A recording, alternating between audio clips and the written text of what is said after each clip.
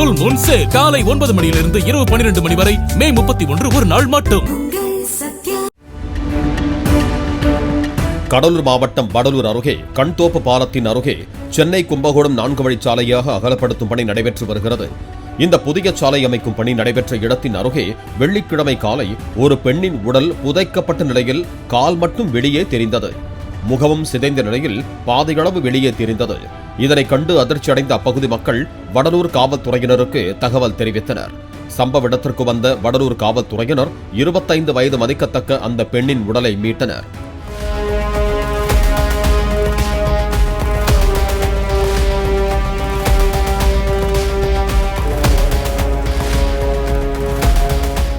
பெண் அணிந்திருந்த நகைகள் அப்படியே இருந்தன. அந்த பெண் யார்? அவரை துப்பட்டாவால் கழுத்தை இறுக்கி கல்லால் தலையை சிதைத்து கொடூரச் செயலில் ஈடுபட்டவர்கள் யார் என்பது குறித்து விசாரணை நடைபெற்று வருகிறது.